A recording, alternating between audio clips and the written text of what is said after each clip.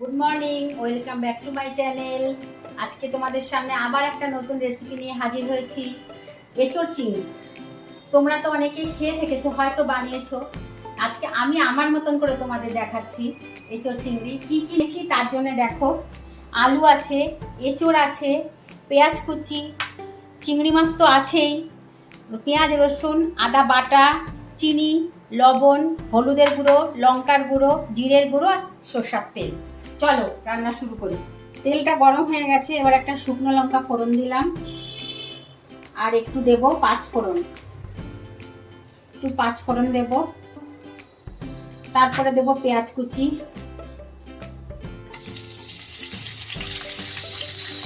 পেঁয়াজটা একটু ভেজে নেব।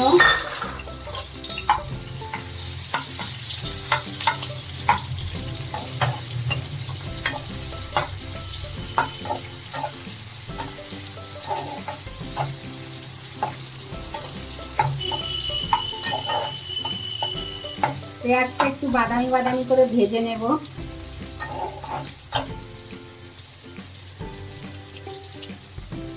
আমি কখনো এঁচোড় সেদ্ধ করে নিই না, সেদ্ধ করলে পানসে লাগে। এর সঙ্গে এঁচোড়টা ভেজে নেব, আলুটাও এর সঙ্গে দেব, ভালো করে এই দুটো ভেজে নেব। এখন সামান্য একটু হলুদ দেব, লবণ দেব আর হলুদ দেব। ভাজা হয়ে গেলে পরে আবার দেব।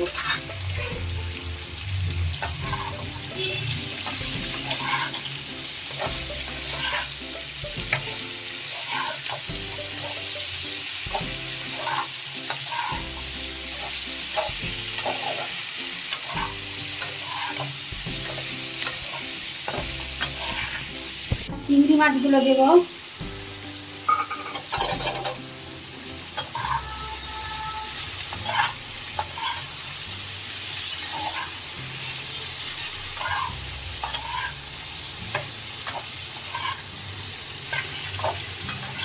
চিংড়ি মাছগুলো বেশি ভাজবো না, শক্ত হয়ে যাবে। এর মধ্যে আমার বাগানের একটা টমেটো দেব, আদা পেঁয়াজ রসুন বাটা,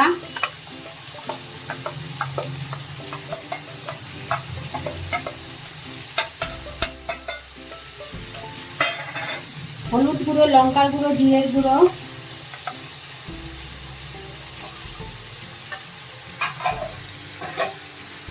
লবণ একটু,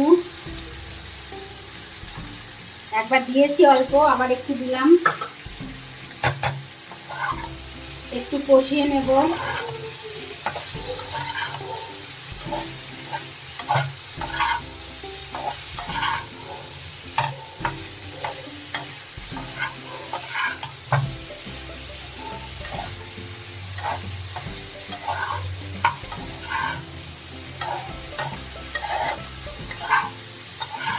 কিছুক্ষণ সময় ধরে কষাবো।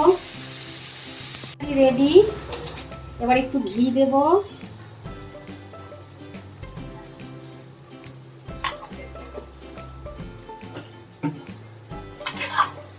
আর বন্ধুরা, আমি আপনাদের সঙ্গে একটা কথা শেয়ার করতে চাই।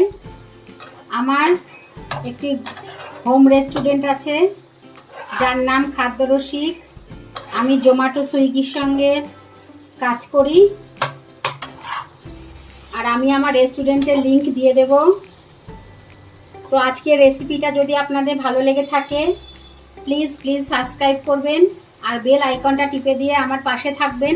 নোটিফিকেশনটা আপনাদের সঙ্গে সঙ্গে চলে যাবে, যাতে আপনারা আমার সব রেসিপি তাড়াতাড়ি দেখতে পান।